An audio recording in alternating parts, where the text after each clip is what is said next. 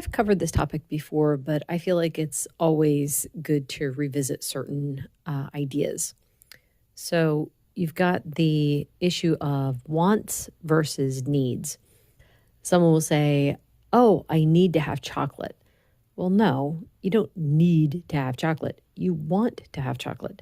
Your body has no physical need for the chocolate. You just have a desire for it. And I was thinking about how, you could say, I can't possibly give this thing up, right? And once you say it, it's solidified. It's like, well, now you really can't because it's solid in your head. But I feel like that works in the same way with like when you say you need to have something. If I start saying I need to have chocolate, well, then I have solidified it in my mind that I need it, right? That I can't rest until I actually get it because that need has to be fulfilled. But I'm giving myself permission to have the thing. Whereas it's like, well, no, why not just admit that it's a desire?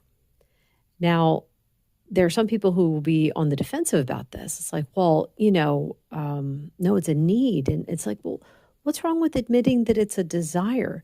When you admit that it's a desire, well, now you actually have control.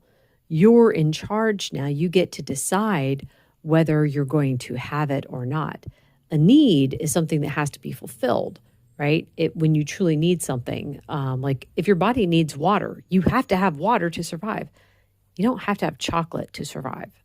Even though I could just hear some people say, no, I have to have chocolate. Yeah, okay, whatever.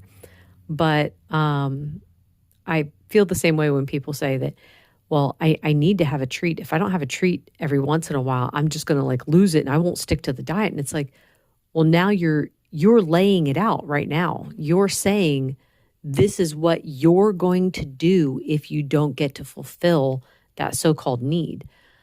Why not just admit that it's a want? Okay, I want this thing. There's nothing wrong with that. I want cheesecake. I do. I want ice cream. I want donuts. I want those things. But I have control in saying whether or not I'm going to have them. So to me, it's important to be careful with your words and what you're saying because you don't want to give yourself permission to do something that's harmful or that can cause you trouble. For myself, I had to give up treats last summer, whether they were sugar treats or low carb treats. Either way, both of them were causing me damage.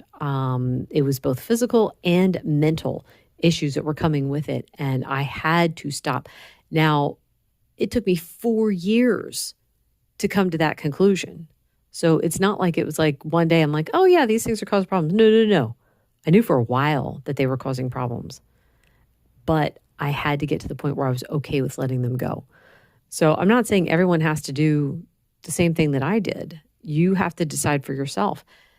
And can you moderate them? I hope you can.